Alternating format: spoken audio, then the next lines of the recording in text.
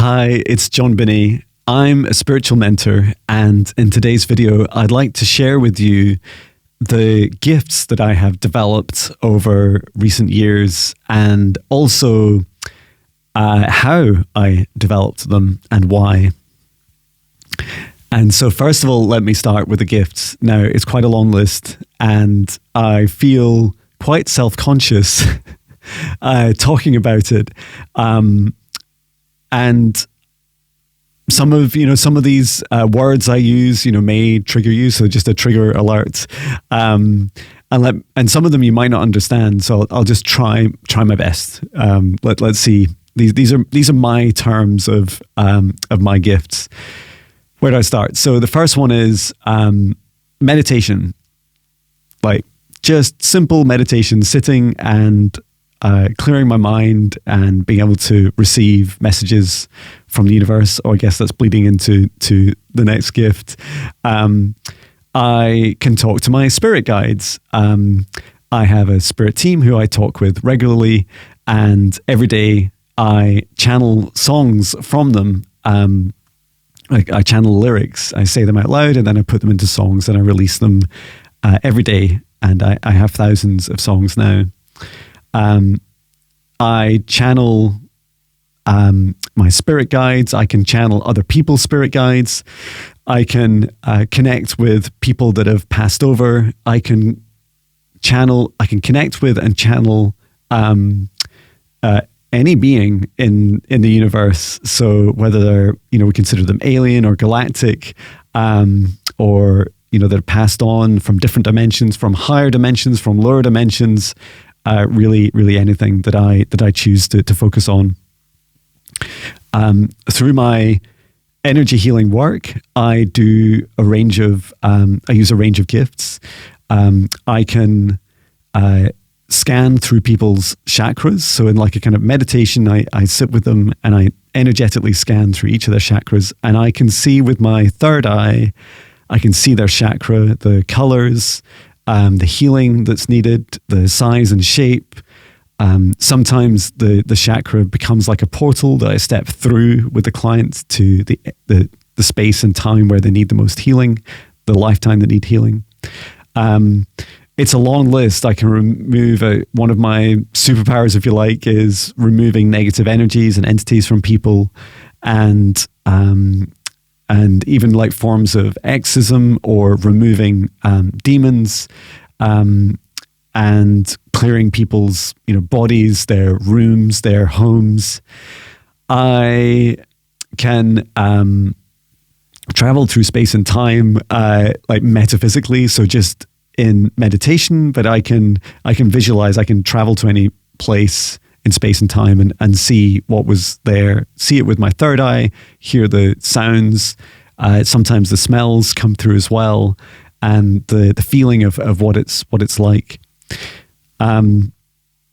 I can also see my past lives. So when I work with clients and I take them back in time, so we travel sometimes through portals and other mechanisms through space and time to witness past lives, parallel lives, so parallel to this life, and future. And same with myself, and I'll explain a bit more as I go into detail, like how my journey developed. Especially when I visit places, I'm able to go back in time to either when I lived in a lifetime there, or to see what other people's experiences were, like 100 years ago or 1,000 years ago, or whatever it is. It's such a long list, and I feel really self-conscious. I work with people to retrieve their fragments of their soul. So sometimes people experience such massive trauma in a lifetime where they fragment out parts of their soul, and the soul ends up going to either like the void, which is like kind of outside of the universe, or into the lower regions of hell, as I'd call it. Maybe that's a trigger word for you. But I go in an elevator that takes us down through the minus levels, and the lowest I've been, the lowest I believe it exists, in our reality at least, is down to minus 99. And hell's a pretty rough place for sure. but I have no fear going there. And it is really beautiful to be able to retrieve people's souls, bring them back and reintegrate with the whole soul again. And what else? There's some aspects of physical healing I've been able to so far help people with. I don't want to make like claims that I, can't substantiate, but I have been with clients who have said I've been able to help them with like back pain. I can see like their nervous system when I'm doing like an energy scan. And I can see like where there's, blockages. I've helped someone with a condition where they really couldn't, it's like their nerves were just like blocked with energy, and it was very painful for them. And I was able to release that energy, which was a really beautiful gift. And what I do is in a lot of the energy healing works, I bring in the power of I see it like this golden light. I call down this golden light from the highest dimension of source, and it flows through my heart to my hands, and then I send it out through these hands of mine through space and time. If we're like doing on a Zoom call, like we'd be chatting like this, or physically, and I've done quite a few in-person sessions. Touch isn't required. It's all energy. What else?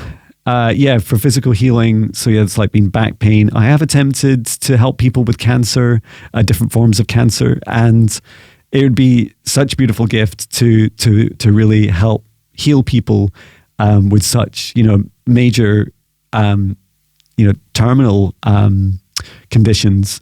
I feel like I've helped for sure. Some of my clients may say that they feel like I've healed them. But I'm not claiming that I have a cure for cancer yet. But I do feel like I can really help people. I know there's more. I can now play music. I can turn up at a gig, and instead of like having to learn all the music, I can just improvise. And I've done it quite a few times. I just play sometimes for hours and just create songs, like channel songs in the moment. And then people, like, when I take a break, they're like, "Oh, I really love your songs. Where can I listen to them?" It's like, I'm sorry, like, you'll never listen to that again. I just made it up now and it's not recorded. So unless you recorded it on your phone or something, that's it. And there's something really magical about that. I really love that. Okay, this has been like almost 8 minutes, and you must be like, "Oh, Jon, where does your ego stop?" And it's really funny. It's ironic because my dear friend recommended and certainly inspired this video, because it's just so important to acknowledge like how far we've come, and we all have unique gifts. These are just some, or like most of mine, and that I'm aware of at this time. And we all have unique abilities. We can all do these things. I wasn't born aware of all these abilities, that's for sure. So yeah, if I've missed something out, I'll pick it up in my journey. So let me go back and explain a little bit about my journey. So how did all this start? As a child, I did see shadows and maybe even some ghosts. I'm not going to talk much about that because it wasn't like super pivotal in my journey, but it did play a part for sure in me shutting down my gifts. So anything that I did have at that time, I would, I was shutting down. So I was like, it caused friction whenever I spoke to my parents or friends or family about it.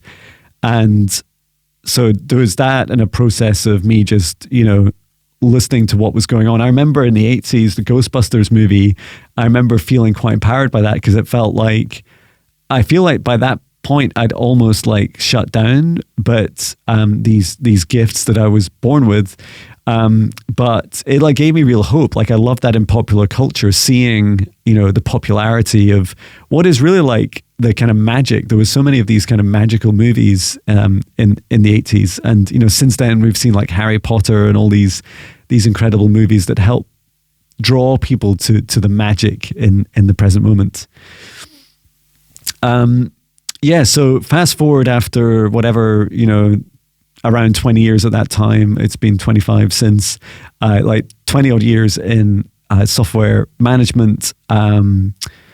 software development management career, and like really working my way up through the ranks, and then also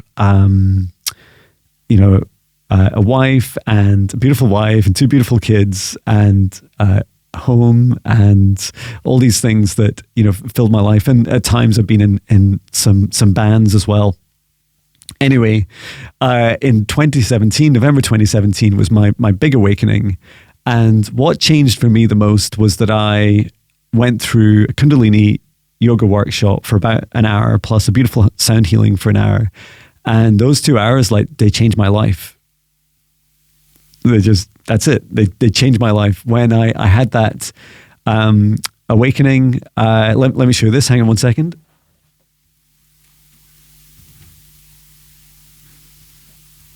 So when I meditated, this is what I saw in the meditation. I saw the planets and stars being formed, like the energies flowing between them, and how this universe is like energy first. And this beautiful art, which I'm going to showing around, it was from Jess, Galactic Gangster. So thank you so much for that. And she painted this some years later. And when I saw it, it's like, Jess, I've got to buy it. Like, it's incredible. So shout out to you, Jess, incredible artist. I'll just put this back.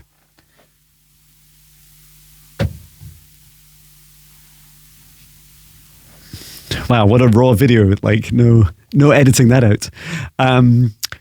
And that blew my mind. That I was like, this is incredible. I want to meditate every day. And so I did. I just started meditating every day. And quite quickly, in the first couple of, I was just meditating for 10 minutes each day. Within the first couple of weeks, I started to talk to my spirit guides. Like, I'd heard of people, that had spirit guides. And I thought at that time that everyone had them. They just, not everyone chooses to talk to them. We all have a free will choice, and we all have a free will choice to believe in them, right? It's all up to us.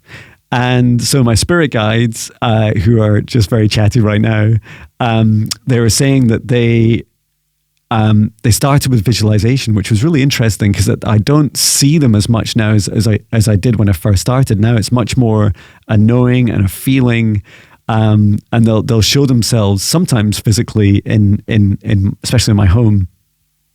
But at the time, they showed themselves like this. I just saw these colors, and I could see like almost like a little kind of donut shape when I meditated. And I thought, with my eyes closed, and I thought, this is really exciting. I want to keep doing this. And so I'd set the intention. I'd speak to my guides, and I'd say, what messages do you have for me? And my first guide called Maya stepped forwards, and she's a really beautiful, loving soul. And she, for a long time, has not the whole time, but for much of this journey so far, has been like the main guide that comes to me and talks to me on behalf of the other guides, and helps me with channeling and developing my gifts. So thank you, Maya. Thank you to all my guides.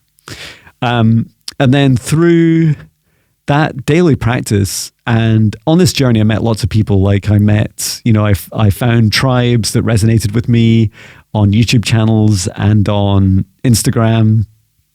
And I found, whenever I could, I'd go to like an event or go to a place, and meet up and see people. And I'm so blessed. Like, I know that some people that are watching this may have never physically met another person that they consider to be going through their awakening journey, and know that it will happen. It will happen in divine timing for you. And whenever you feel the opportunity, do seize it. And I did.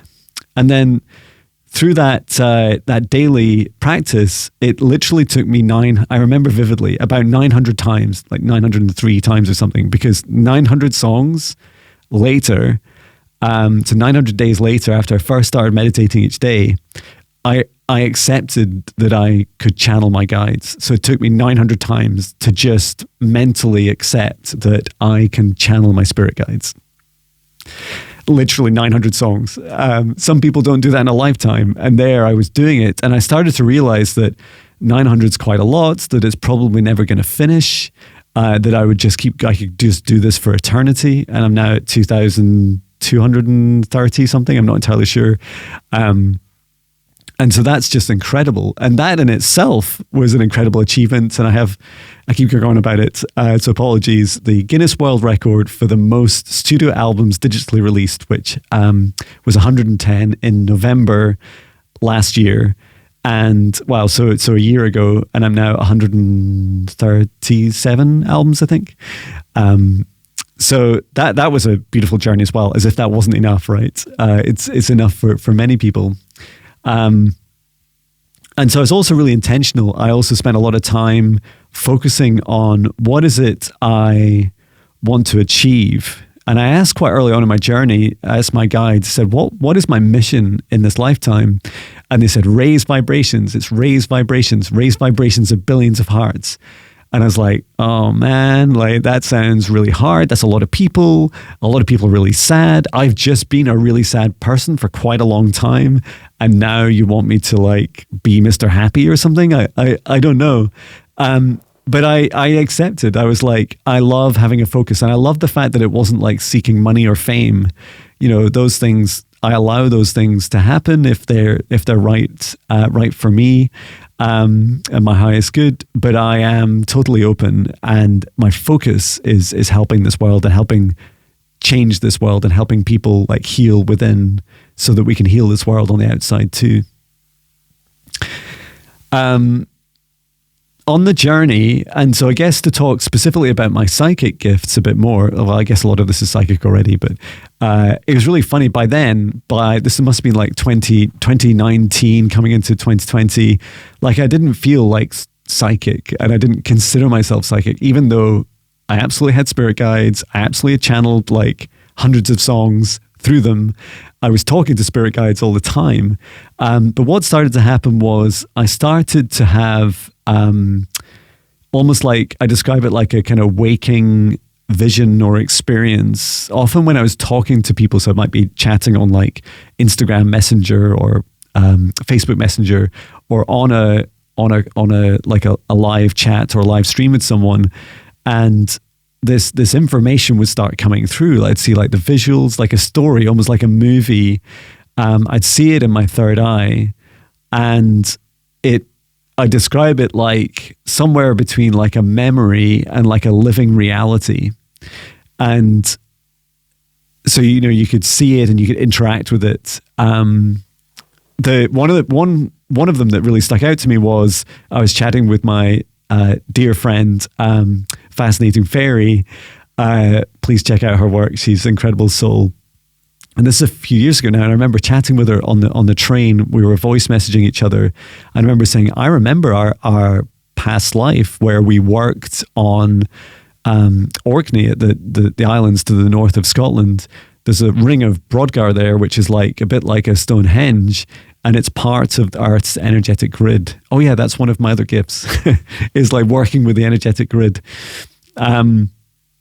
And I said, we shut it down in that lifetime, and then we lost our lives, and then we went on and had another lifetime together. And then in this lifetime, we're back working together with many others to help reactivate the planetary grid to heal it.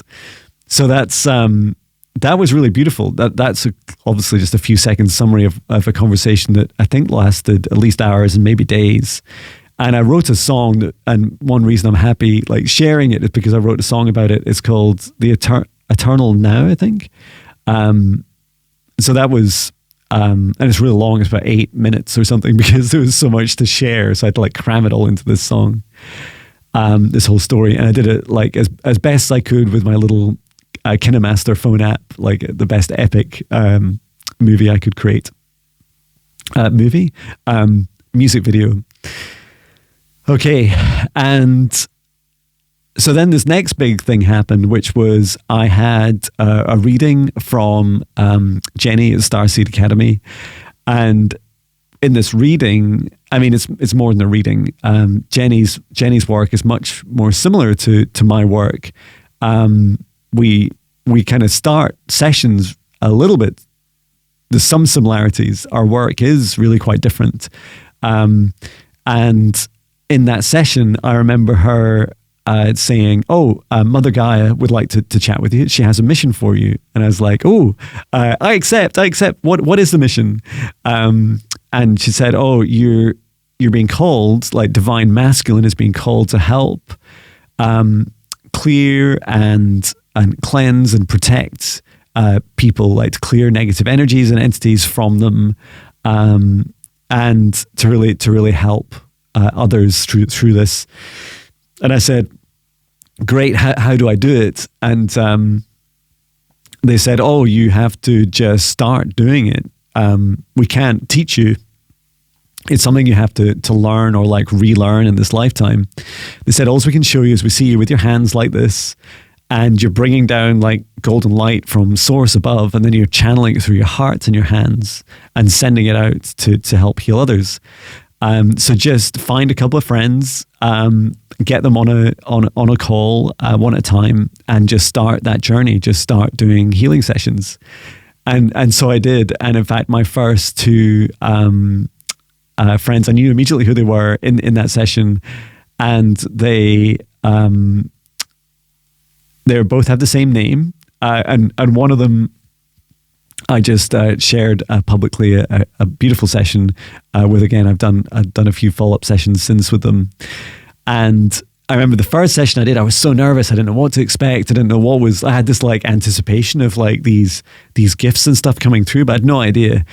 And I remember my dear friend just saying that they really enjoyed it, that like I went through meditation, they enjoyed the sensation, they definitely felt the energy. And I remember quite a lot of things kind of happening in their house, like a lot of reactions. I remember like the kids were like fighting, and there was like some technical issues, and it felt like I was definitely causing something. Hopefully it was, my intention absolutely was to help and heal. And it was clearly like rattling something's energies. So that was a really beautiful experience. And so I just kept going, and I quite quickly began doing sessions twice a week. And through that, I mean, it just continued to develop. I remember asking to talk to people's spirit guides and getting one of them to step forwards at a time. I guess I could ask for more. There's a thought for future sessions. And sometimes they'll take it in turns. And just meeting all these incredible galactic races. I mean, if you've made it this far into the video, then me talking to aliens is probably like the least of the the craziest things I'm saying. But I talk to like Lyrans, who are like lion beings. Some of my guides are. There's mantis beings who are just beautiful. I also have a mantis guide. Who else? Arcturian, Lemurian, some like lower density guides and entities. The list goes on. Blu-rays, who are like these. I see them as like the highest consciousness. They're kind of like, they appear to me like these blue clouds just before you get into source. Angels, I work a lot with Archangel Michael as like a clearer and protector. Archangel Raphael as a healer. Archangel Uriel as like helping with self-love and intuition. Archangel Uriel for boundaries and sovereignty. Archangel Haniel for self-love and intuition. Source and Gaia and people's ancestors, working with Akashic Records. So all these things just continued to develop, and I felt like every time I went into a session, I was just learning more and more and more about the nature of the universe, like how truly, timeless, how quantum it is, that you can travel anywhere in space and time, that you can visit any of your lifetimes, and they're still alive, like right now in parallel. Like linear time is definitely, I see linear time a bit more like a river, where although it's flowing in a direction, you can jump sideways across it, and you can swim faster down it, or you can go back up the river. Like these things are all possible, and you can interact with those versions of you, and you can heal those aspects of you. I also work with some of the councils, like the Galactic Federation, Federation of Light. There's the Galactic Federation, Galactic Councils. Many of the galactic races have their own councils. Work a lot with the avians as well, like these bird beings who are really, really beautiful to work with. One of my guides is as well. And each of them like have these incredible gifts. That's a whole other video about what their strengths and superpowers are, and when you're working with one, how to work best with them. So yeah, I don't know how many sessions I've done, maybe about 230 to 250 sessions for clients over the last few years. And just doing a couple every week has really helped me just continue on that journey. I do want to talk a little bit about the shadow work on the journey. Like, not all this is love and light, right? Like, some of this is like dangerous. It's scary as hell, like literally hell. It is dangerous to both your being and your soul, and to others. And I've made mistakes on the way, like for sure. And to touch on some of my shadow work, first of all, to get to a place, and I didn't know this at the time, but in my first couple of years, I spent a lot of time, I'd meditate in my music studio, and it used to be a Zumba dance studio, which had this big wall of mirrors, and I would sit meditating opposite the mirror. Now, if you've heard of, or if you Google something called scrying is a way of using a mirror like a portal to see other beings, or like other versions of you. Excuse me. And I would see Native Americans, indigenous people from different tribes. I would see galactic races. My face change into these in meditation. If I could open my eyes a bit and like staring at myself, I'd see this other version of myself. And I remember I kept seeing this version of me that was this is going to be a separate video, so I'm just going to keep this short. I saw this version of me, which was this kind of reminded me of that kind of frog-looking guy out of X-Men that can jump around space-time, like blue, and kind of like blue face, a little bit like somewhere between like almost like an ugly version of like one of the Avatar characters. Apologies to that version of me for calling you ugly. And their role that lifetime was seeing. I could, as a seer, so be able to see anything in the universe at any moment, to be able to find anyone, to be able to see what was going on anywhere, to really be able to travel. And it was more than just like an astral projection. It was like there was an aspect of physicality to it. Like I could jump there through space and time. And there was a very positive life, and then there was a very negative life doing that. Like, one was like healing people, and then when terrible trauma happened to me, I came back in another life and was the opposite, hunting people, which is it. That took, I think that took about 2 years of healing. Like, I would look at myself and I would cry. I'd cry as that version of me, and as this being of me, this John.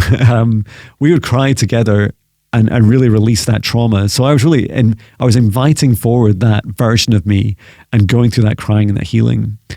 Some of the other things, a lot of common things that people experience, like I've experienced hitting, what do you call it, like savior complex or something like, is that a term? Something like that, where you start to believe, like as you turn on these magical gifts, you start to feel that, oh, I could save anyone. Why doesn't the rest of the world know about this? I could cure anything, and you want to help people. And I learned really quickly that actually it's really dangerous to think like that. Like, actually, although I consider myself a healer, it's not me that's healing someone. They are really healing themselves, and it's through a combination of them asking me to help. It's a combination of me being like a conduit of the source of love of this universe to flow through me, and that person choosing for that to happen to them. And then they're themselves like doing their body, doing the hard work, both in the session and over the coming days and weeks, and then their daily practices. And so when you put it all together, you actually see that your part, like that's really helped me get over like the savior complex, is like, I can't save people because I'm part of a chain of events, of free will decisions that the person makes to heal themselves. And we're all one anyway, right? So that helped a bit. I also, after some really tough experiences early in the year, and there is already posted another video about this, I spent a lot of time going through like a really dark kind of night, like shadow of my soul through the summer, when I'd gone too far. Like I was doing too much healing for others. I was doing too much and I was becoming ungrounded. That's really dangerous. And I was really, really lucky. Like it cost me dearly. Like I lost a couple of dear friends. But I was saved. Like my soul was saved. And at least the damage to others was very minimal. I was very blessed in that experience to still be able to learn that lesson safely. And so I'm really, really strict now. Like I will never ask someone if they would like a healing from me. I'm just trying to think. There have been a couple of recent examples where I've said to people, I've come close to it because I'm guided to, and I feel like they're asking me, but they're being too polite to ask. And the closest I'll get is, most of the time I'll just say, look, you see my website, you see how I advertise. Sometimes I do offers like through the 3 Keys to Your Awakening workshop. Connect with me and ask me. You have to ask me. Like the genie in the bottle, right? You have to make your wish, and so it's your free will. And I totally respect people's free wills. Like this universe and my reality are founded on free will, and I will not compromise that or abuse it. And so I say to people, ask for sessions, and even if I suggest a session to someone, I just leave it with them. It's just like it. It's a gift for you to think about, and, it's up to you whether you take it. And I do find most of the time, it's only really people that really are ready and willing to go through what is quite like, it's a huge event for people to go through. I know that if I'd just gone through like one of my healing sessions from someone else a few days after I awakened, it would blow my mind. I'm like, what? You're talking to like aliens, and like you can see the insides of me, and what's a chakra anyway, and like all these things I would find like jarring. It'd be really difficult for me, even though this version of me now would love to do that for myself, right? And I also I fought a lot of big, ugly demons, and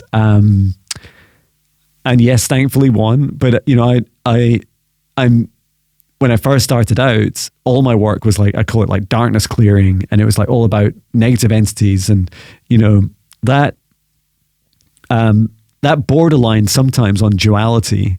And I'm not about duality. I'm all about unity. And I would say, like, almost without exception, every entity that I work with, no matter how negative and what cruelty they've put my client through, almost always is a really beautiful reason, and often a very self-sacrificial reason. These entities will like sacrifice themselves, like they've incarnated as a soul into that role, that kind of demon role, to then be to put someone else through to torment and torture, so that person could see the healing that they needed and go through that healing, and the healing makes them even stronger.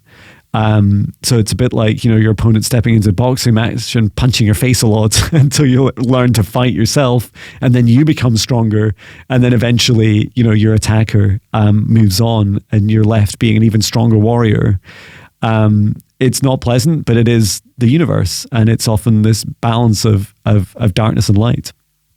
And I'm just going to check I'm not running out of battery. No, I'm okay. This is longer than I expected. I thought it'd be about 20 minutes. But it's super fun chatting with you. And I also learned that very vividly after, a couple of hundred at least of sessions now, is that for every single person, everyone's journey is totally unique. Totally unique. I've met people that have been, awakened with their abilities and their gifts since birth. Some that are, into their, I'm not even sure how old my oldest client has been, into their 80s, and they've had a lifetime of these gifts. And they've really found that hard to, to be themselves through a very rapidly changing world. And I've met people that have just awakened with just, a few weeks or months ago, and some that just aren't sure if they're really awakening. And so like a very gradual process. My experience also is that people are going through this much faster, so that they're being like brought out of sleep much faster now. And I feel for the people coming. It feels like my journey since 2017, November 2017. So is this the 6-year anniversary? Yeah, it is. It might even be to the day, who knows? But what's really beautiful about that is that I feel like I've been blessed, like gradually coming on this journey to this point, because I still have to like be Jon, right? I'm like, I still work in a software manager job 3 days a week. I pay my bills. I have a house. I have a beautiful wife and kids and a dog, and I spend loads of time with them. And it's just really beautiful to be Jon. Talk to people about my experiences, and I'm learning more and more about how to meet people where they're at. Try and find the common places. And a big thing I've been doing is my mindfulness now meditation teaching.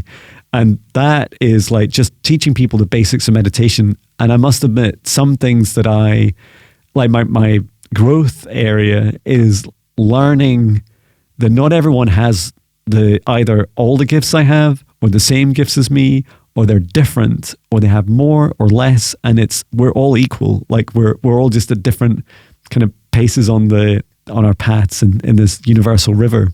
And that we are all one, we're all connected, we're all expressions of our own unique divinity from the same source. We're all these unique expressions from the same source.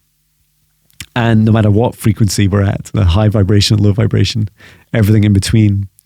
And that when I connect with people and teach them meditation, like I sometimes forget, when I'm speaking to people who are on their journeys, I assume that everyone's just doing the same as me. I'm like, oh, you must be like meditating every day. Not everyone does. Like that is a huge thing. Meditate every day, like 5 to 10 minutes is all it takes. And it will change your life. Like if you can keep up that discipline, I mean, let's face it, going to the gym for 5 to 10 minutes a day probably wouldn't do a huge amount. Maybe get like a 7-minute abs or whatever it's called, or 10-minute abs. But it is like, it just needs some dedication. And so what if you miss some days? It doesn't matter. Even have a day off a week. It's up to you. But like, do your work, find your shadows, find the things that you're scared of, face them, explore them, heal them, integrate them, and become that whole version of you. Don't just deny your darkness. And that's often why I wear like dark clothes. And with light, I want to show, the duality that is perceived in the world is one, that we are all one. We're both spectrums of darkness and light, and then also so is everything else around us in this world. Okay, I think that's enough for now. I hope this helps. I really wanted to just share my experiences. Oh yeah, and there's a couple of other things I wanted to share. One was that people often ask me, what is it like when you talk to your spirit guides or when you channel? For me, it is like I'll explain what my guides share it as. But for me, when I clear my mind, these daily meditations I do are on my website for free, so you can watch those. I sit down and set up a safe space. I create these bubbles of like beautiful light protection around the earth and the solar system and the galaxy and the universe. And then I ask my guides, I say out loud, I say, guides, higher self and source, what messages do you have for me at this time for the highest good, love and compassion of all? And then I just hold and I just listen. I allow myself to breathe and I just listen quietly. And as something comes through, like a feeling, maybe it's in my foot, maybe it's in my hand or in my breath, or maybe it's like a tingling, maybe it's a whisper in my heart. I think a whisper in my heart's a great way of describing how it feels to me. Sometimes it's in your mind or in your ears. Sometimes it's sensation around you, or it's visual, or a blend of all these things, the touch, the smell, the sensation. We see, we perceive with every aspect, with every fiber of our being. And so I hold space for that and I just allow that to come through. And as it comes through, I say it out loud. So if it's a sensation, I would say, oh, I touch the area and I say, oh, I feel that sensation in my stomach right now. I feel that. Thank you for sharing it. And give that positive like reinforcement, like say out loud what you're experiencing. It creates this beautiful like infinity loop, if I can draw it, where you're giving that flywheel feedback back to your guides, so that they know that that's some way they can talk to you, and that also you're every time you express something, every time you acknowledge something, you bring it into this 3D reality. And to explain a little bit, like spirit guides do not normally, like most of the time, they do not physically exist in this reality. So in that respect, you could say they're not real. They're not real in the third dimension.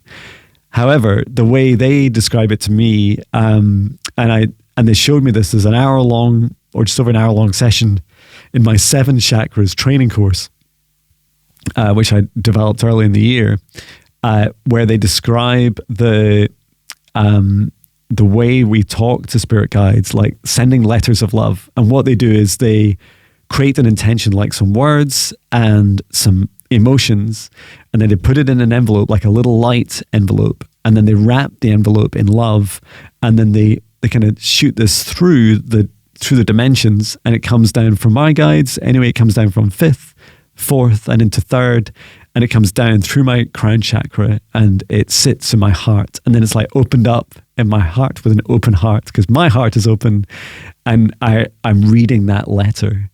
Now that's far more, graphic and visual than I could imagine back in 2017. But I love that, how people struggle with communicating with our guides, because there's this expectation that they exist in this reality when they don't. They're in a different dimension. There's a different bubble, this higher frequency. And so they do exist there, absolutely. And what they're doing is they're trying to come in through like our higher self, through our human self, and into this space. So of course, it wouldn't matter how much energy they transmitted, it's going to come through very faintly and very quietly.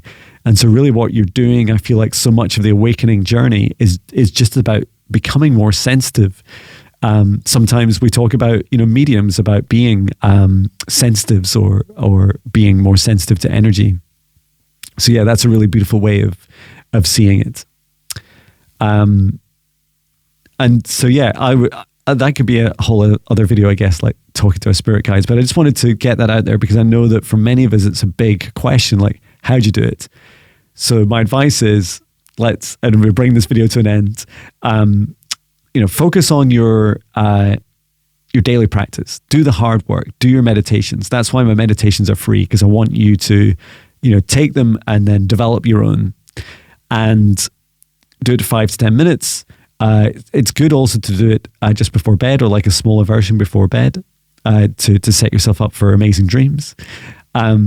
Thirdly, like, see yourself as like a light body builder, as my dear friend Chloe explained. Like, it's like, see yourself as building that, as those gains, like building those muscles each day. And so when you face your shadows. When a shadow comes through, if you like a trigger, anxiety, pain, find the cause of it, dig into it, like feel into it, breathe into it, find out what is the message. We just passed 444, as I said that, and really work through that trauma, like face it. And it's really, really hard, right? But that trauma is hiding. It's like often obscuring. It's like a door into this next kind of unlocking of a gift or a step forwards into your highest dimension, your highest dream life.